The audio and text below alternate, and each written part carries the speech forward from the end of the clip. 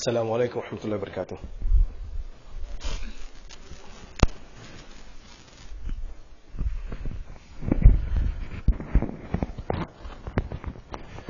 الله أكبر الله أكبر الله أكبر الله أكبر. أشهد أن لا إله إلا الله. أشهد أن لا إله إلا الله. أشهد أن محمدا رسول الله. أشهد أن محمدا رسول الله. حي على الصلاة. حي على الصلاة. محمدا عبده ورسوله. جزى الله عنا محمدا ما هو أهله صلى الله عليه وسلم. قال الله تعالى في القرآن المجيد: أعوذ بالله من الشيطان الرجيم. ووصينا الإنسان بوالديه. صدق الله مولانا العظيم. All praise due to Allah subhanahu wa ta'ala. Peace and blessing to our beloved Muhammad sallallahu alayhi wa sallam. Indeed, it's a great blessing from Allah subhanahu wa ta'ala. Today, it's a great ni'mah from Allah that we all gathered here today to fulfill His commands. The fact that we have so deluded to the worldly aspects, and sometimes we have forgotten Allah subhanahu wa ta'ala to fulfill His commands. And yet Allah subhanahu wa ta'ala is so merciful that He keep reminding us day and night. Divine reminders keep coming from Allah subhanahu wa ta'ala. And then reminding us the fact that, hey, don't forget, there is Allah that we need to worship. And then at the same time, Allah subhanahu wa ta'ala keep reminding us that there is Nabi Rasulullah sallallahu alayhi wa sallam. Don't forget him. We have to fulfill his rights. And then at the same time, Allah subhanahu wa ta'ala keep reminding us in a unique way that, hey, don't forget we have your parents. You have to fulfill the obligations to your parents as well. So if you go on, there are so many things that we need to fulfill the rights. Life is getting more tougher and tougher as we grow up. Kids, they don't have any responsibilities. For them, they enjoy the life, they enjoy the time. As growing up, every single year when you have your birthday celebrated, either or not, people will recognize the responsibilities. A time will come that you will realize that I have so much on my plate that I can't even do much. And then we will cry for the barakah of the time, barakah of it. And then sometimes we lack of time management. But however, it's a human nature. We get deluded to the world on a daily basis. But Allah knows that. And Allah keep reminding us. Allah come with unique ways to remind us, look, you need to fulfill the rights of Allah. That you need to come to Allah's house and worship Allah subhanahu wa ta'ala. Because we need Allah. And then moving on towards it, after thanking Allah subhanahu wa ta'ala for reminders.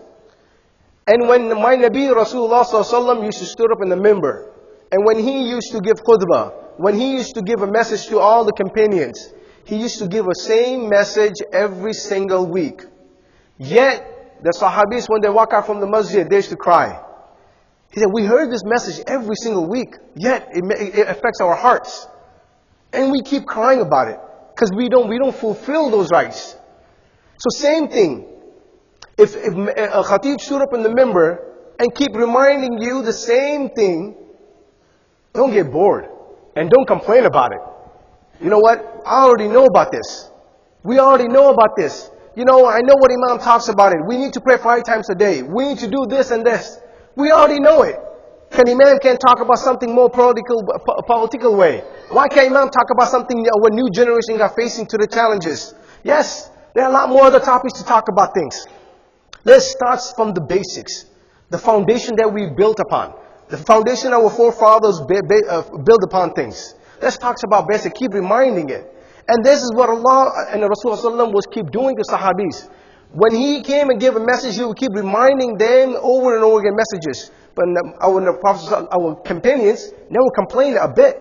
Says, Ya Rasulullah, we already know that. You talked about it. No, they never said that. They kept listening the same message and impounding upon the same thing over and again. That was the beauty of it. That's why they're known to be radiyallahu ta'ala an. Allah was pleased with them and they were pleased with Allah subhanahu wa ta'ala.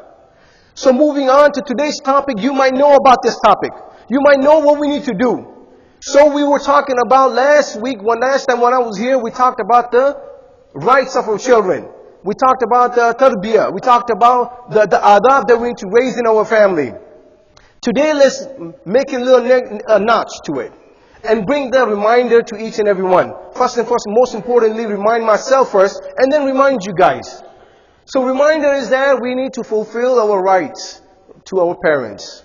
That's one of the most important things we need to do. Yes, everyone knows, growing up, you know that how important the parents are. Yes, how important the parents are, we talk about it every single time.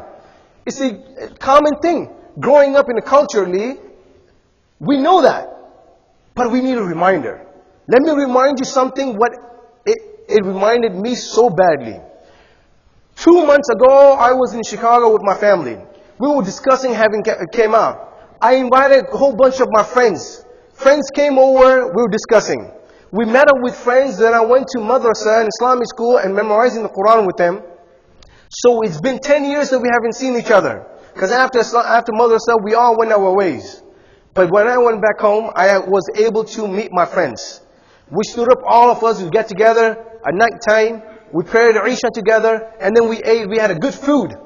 We ate good, nice Hyderabadi food for my mom. May Allah bless her. And then after eating food, all the students will gather. And they will start talking and discussing things. And people start discussing, talking about their life. People talk about, this is what's going on in my life. And then people talking about, this is what's happening. So-and-so brought up in the discussion, saying, hey, Bilal, do you know that so-and-so uncle who used to come and visit us all the time at the madrasa and bring some snacks to us when we're studying the Quran? He said, yes, I know him. He passed away. Inna lillahi wa inna ilaihi raji'un. No way he passed away. I didn't know that. Wait, I wish I knew that before I would have called the family for condolence. And then the other brother stood up and said, Bilal, do you know so-and-so auntie who used to bring food for us every time we used to be in boarding school? And she said, yes, I know her. She passed away. Inna lillahi wa inna ilaihi raji'un. How so? So-and-so incident took place. So I said, no way. Sad. We shed tears together, all of us. And then move on with it. And says, you know what? So-and-so father passed away. So-and-so brother passed away. Young kids who 25 years old was passed away. People talk, we were just discussing, the topic came to the point, they say, who else passed away? It was all sad. People was going, me was shocked the fact after 10 years that I was disconnected from my brothers that I studied the deen with. And they tell me that, so-and-so passed away. In 10 years, so many people passed away. I couldn't imagine. I was like, wow. I know these people. They look out for me when I was studying the deen. When we wake up in the morning, we used to say, Qala Allah Ta'ala. When we go to sleep, we say, Qala Rasulullah Sallallahu Alaihi Wasallam. And then for 5 years or 6 years we study. And then we used to know this. And people used to come do some sadaqah. They used to come and cheer us and motivate us. There was uncles in the community used to come in, the kids who were memorizing the Quran, who are struggling, they used to tap on the back and say, you're doing such a good job. This is what you need to do. It's okay you're struggling, but it's okay. There was a kid in our class who used to study the Quran all the time memorizing it. He doesn't memorize properly. He spent literally 4 years memorizing only 5 juz. That's too long for the parents. Something wrong with my kid. No. That kid is getting more hasanah than everybody else who's passing so fast in memorizing the Quran. So there was a problem. There was a moment that we should see that encouragement. Now moving towards it. So when I heard these people pass away, it was sad. We cried about it. So amongst us, there was 2 kids. There was 2 students. Talabul ilm, student of knowledge. They were sitting down and they start crying. They're shedding tears. I said, what happened? Why are you crying so much? And they said, you know what, Bilal, it's amazing. You have your mother. People's mother passed away. People's father passed away. People in our gathering, all my friends, you guys have your mother alive. Some of you guys, mother passed away. But guess what? My mother is not even Muslim. What can I do about it? It's been 10 years. I've been learning the deen. In 10 years, I've been giving a da'wah. I've been spending time with her. And I've been doing as much I could be kindness to it. Just like Abu Hurairah radiallahu ta'ala an. When he used to come home, his mother used to curse upon Rasulullah sallallahu alaihi wasallam. And then he was so tired, he came to Rasulullah and said, Ya Rasulullah, can you please make dua to my mother? Because she always talked bad about you. Because she doesn't like deen. My Nabi Rasulullah made dua. He went home and he saw the door was locked. And she came outside. And she said, can you take me to your messenger of Allah? He says, why do you want to go to her? She says, I would like to accept Islam. Because indeed he is the true Nabi. And then when she accepted Islam, because the dua is that. But on the other hand, here my friend was crying and shedding tears. He's saying that, man, how can I do? What can I do to see my mother going to a Jannah instead of hell? What if down the road, a time will come that her time's up, then I can't do anything about it because she's not accepting the deen. She was shedding tears. He was shedding the tears. The fact that he can't do anything for it. On the other hand, one friend gets up and says, you know what? It's amazing. All you guys have good mothers, but fathers, you guys been taking care of them. But me, on the other hand, my parents are overseas. I can't even do anything. The other day, my mother got sick, but guess what? She was on the bed for 2 months, and I was not able to do anything to her. I had to call my neighbors to help my mother. Why would mothers have to do? This is the opportunity that I had to serve my mother, but I lost it because I couldn't do it. I was hopeless. And then on the other hand, there was opportunity comes in. So other friends gets up and he says, he got mad. And he's really sad about it. And he said, you know what? All you guys have something to worry about. But me, on the other hand, was sad the fact that even though I lived with my mother, I was not able to serve her. I'm not able to serve her. Why? Because I'm completely neglecting to it. I don't have anything to do. Because why? Every time I talk to her, I fight about it. I argue with my mom. She tells me to go stop playing video games and stop playing games. I come home and then I say, you know what? Every time I come home, she's always nagging and nagging and nagging. This is not what Allah subhanahu wa ta'ala teaches. My Nabi Rasulullah was sitting. He came home. Aisha radiallahu ta'ala anha was sitting down. She saw a beggar came to her house and a lady came to her house and then she had 2 daughters. And then she said, can you give her something to eat? Aisha radiallahu ta'ala gave her 3 dates. And she gave 2 dates to each daughter. And one she was about to eat, but the daughters came and she said, Mom, can we get some more? Mother, can we get some more? And then she took that, break it into 2, and gave them half. When she saw that, Aisha radiallahu ta'ala, she went and she said, Ya Rasulullah, it was so beautiful when I saw that. The love of the mother was so unique. And I saw that it was amazing. Then Rasulullah turned around and say, Ya Aisha, if you witness that, and I'll be bear witness as well too, that Jannah will be wajib for her mother. This is the beauty of this. This is the beauty of the mother. This is the beauty of the father. The father goes out there and provide and work hard to it. We take so much benefit to it. We don't even come back and thank. We wait for the Mother's Day. We're waiting for the Mother's Day to come and appreciate our mother. Are you kidding me? We should be appreciating our mother every single day and night. Should be no time set up for that. It doesn't bobble your mind up. Don't you think about it? Our intellect doesn't caution you and say that, why do you need to wait for the Mother's Day and Father's Day to come and take care of them? It doesn't make any sense. You know, and then we should be taking care of it. And then just like that, Rasulullah ﷺ was passing by. When he was traveling from Medina to Mecca, he stopped at a small village called Al-Abwa. He stopped there and the Sahabis gathered with him. And they all walked with him. When they walked with him, they saw Rasulullah ﷺ was sitting down in front of the grave. And then Rasulullah ﷺ started crying. And then all the Sahabis started crying as well too. It came to the point that Rasulullah ﷺ was crying so much. Then Umar ibn Khattab radiallahu ta'ala an came around and said, Ya Rasulullah, why are you crying? It's okay. It's okay, don't cry. It's okay, don't cry. This is, it's okay. Just leave it to Allah subhanahu wa ta'ala. Don't push it too much. It's okay. We can't see you crying so much about it. We can't see you crying. And then Sahabis Rasulullah got up and he calmed himself down. Then he moved away. When he moved away, walking towards his ride, to all the Sahabis out there, companions asked him, Ya Rasulullah, whose grave was it? Why were you crying so much? We haven't seen you cry so much like this in front of the grave. Whose grave is it that you're crying so much that we don't even know about it? And we cry just because we're looking at you, you were crying. And we couldn't hold our tears. Then Rasulullah said, this was my mother's grave. This was my mother's grave. My Nabi was 50 plus 50 years. And he didn't forget the love of his mother. He was with his mother was 6 years. That's 6 years? He said, I have so much love for my mother. And then he cried so much for his mother's grave.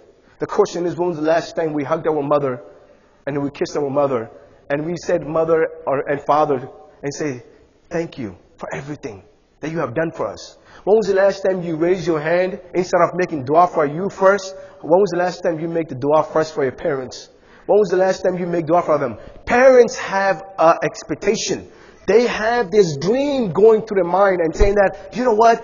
I'm going to raise my kid pious and righteous so good. So when I leave this dunya, my kids will send me some reward to it. This is the goodness will come from my children. And they have so much expectation to it. No, it doesn't work like that. It doesn't work like that. It works in a completely different way. Allah subhanahu wa ta'ala chooses those people who will be deserving to them.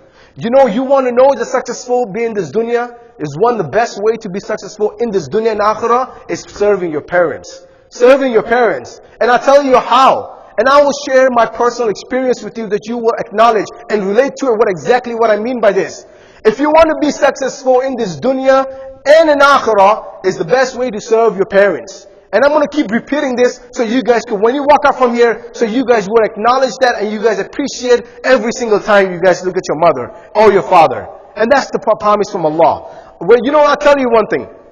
When I was madrasa, we memorizing the Quran, I was in just 13.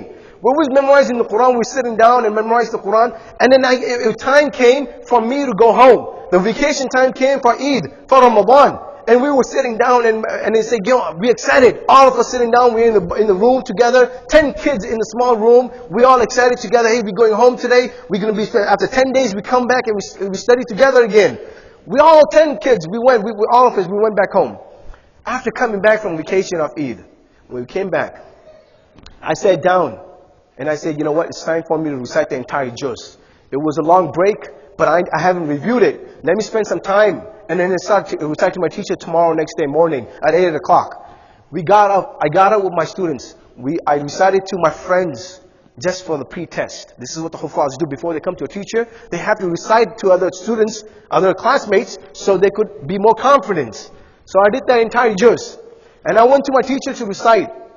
And I was not able to recite more than the first page. The first page, it was so many mistakes and every time I recite a verse, my mind was blanking out. My memory was completely blanked out. Saying, I can't remember anything. What's next? When my teacher tells me to fix my mistake, I was like, oh, I know this. And then I know this. And my teacher says, go back and read again. Review again. You might not feel confidence about this. I went back, I did that. I did that for an entire 1 month, and I was not able to pass the first page of that juz. I was not able to. I said, something's wrong. Why is it so difficult about this? And I was shedding tears. And I said, Ya Allah, help me every night. Every morning when I wake up, before I go to sleep, and when I wake up. Making dua to Allah subhanahu wa ta'ala. Allah, help me with this. This juz is not easy. But at the same time, I spent so much time. 18 hours a day putting that one juz to be perfectionist. Every time I go to my teacher, blank out from the first page. I went to my senior teacher. And I asked him, he says, what can I do? Is it something that I could do? What can I do to make this better? He said, you went home 10 days ago, a couple months ago for Eid break. What happened in the house? And I said, nothing happened. Everything was good. My family was happy to see me. My brothers was good. Everyone was so happy to see us. I have enjoyment and I ate so much. It was good. Then what happened? He said, something happened. Did you talk to your parents? I said, yes. He says, did you ever disobey your parents? He says, I don't think so. He says, think about it. I reflect upon it. Then I realized, when I was stepping out the house, I noticed my mother. And my mother brought me a glass of milk. I took the milk and I said, I don't want to drink this. She said, it would be nice. It would strengthen you up. You need to drink this. She asked me to drink it. I said, I don't want to drink it. And she said, you have to drink it. It will be nice. It will make me. She said it so nice way with kind words. She was so polite about it. And I got so irritated. And I said, I don't want to drink it. I yelled, I raised my voice, I stepped out the house, I left. You know, and that day, I went back to my teacher and said, teacher, I remember that incident took place. He said, why? Because you hurt your mother's feelings. Allah doesn't want to give you knowledge. Allah doesn't want to give you His knowledge. Because you hurt your parents' feelings and you disobey your parents. Allah doesn't want to give you any ilm. Your ilm is completely waste. It doesn't come to you like this. It doesn't work like this. So I called up my mother. I said, Mother, what can I do? I'm so sorry. I remember that. You know what she said? She said, what are you talking about? I don't remember anything. Go back. Go back and study. Allah will be with you. Allah is with you, and when you study and come back and tell me how do you do. I said, thank you so much. Next day I recited the entire juz. Then I remember since then, Allah doesn't want to give you success in this dunya. If you disobey your parents, if you disobey your mother, if you disobey your father, Allah will not give you any success in this dunya and akhirah as well too. If you don't pray, you get the punishment in akhirah. Allah's command is given to you. Do you understand? There is a sharia that Allah made that if you don't do it, then Allah will give you punishment in akhirah. But disobeying your parents, punishment will come in this dunya and akhirah as well too. That was one of the lessons that I learned with my own personal base. And when I learned this, I told myself ever again that I would never fall in the same trap of this. And this is the biggest lesson that I learned. Every time I meet my youngsters, my young youth, when I meet them, my brothers, I tell them, I say, do something for your mother. Care for them. When I worked in the hospitals, there was people who used to come and clean their mother because the mother's been in bed for months and days. When was the last time that you were able to clean something for you? When was the last time the fact that your own mother and father could do their own laundry? When was the fact that you got up and said, Mother, I'm doing my laundry. Let me take your clothes. Let me do a laundry for you. When was the last time we stood up? A time will come that Allah subhanahu wa ta'ala give you that opportunity. In your lifetime, that Allah will give you the opportunity to take care of your parents, and Allah will see if you have done or not. And if you have done it, take care of your parents, then immediately Allah will return the favor when you get old. When you get old, when you're not even able to get up from your bed, when you're not even able to can't even get up and walk anywhere, then you will see, I wish I could take care of my parents. Then Allah will return the favor, but my kids are taking care of me. So the point, when stepping out from here, remember, there is no time period for that. We need to appreciate our mother and father. Wallah Azim, if your mother is alive, please, your father is alive, take care of them. And then if your parents they left this world, make dua for them. The best thing for them is, if they passed away, to give them a reward. You send the reward to it, and then you do with charity. Give some charity, and then do some good. Do some good in your life, so then you will see the results and fruits of it down the road in your children as well too. So may Allah subhanahu wa ta'ala preserve our parents and give them the shifa from all the cureness of illness. May Allah subhanahu wa ta'ala make easy for them. May Allah subhanahu wa ta'ala grant them the highest status in the Jannah. At the same time, the parents people's parents who passed away, may Allah subhanahu wa ta'ala grant them the Jannah. May Allah protect them from the punishment of the grave. May Allah make it easy for each and every one over here. May Allah subhanahu wa ta'ala give hidayah for our children, so that when we get old, when we lay on a bed for days and days, so our kids could help us and take care of us. Give them the hidayah towards that as well. Wa qad alhamdu rabbil alameen.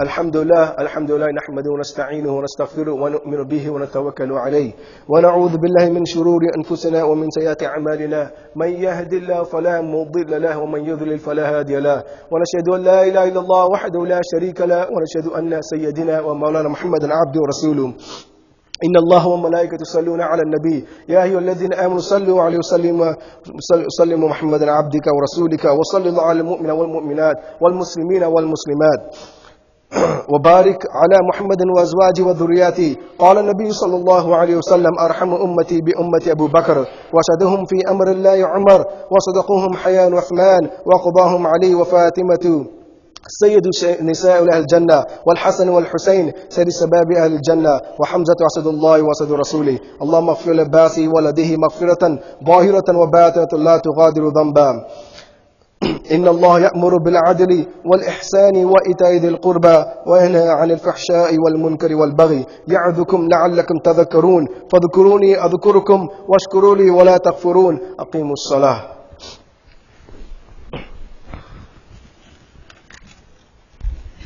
الله أكبر الله أكبر. أشهد أن لا إله إلا الله. أشهد أن محمد رسول الله. حي على الصلاة حي على الفلاح قد قامت الصلاة قد قامت الصلاة. الله أكبر الله أكبر. لا إله إلا الله. استووا قيموا صدقكم.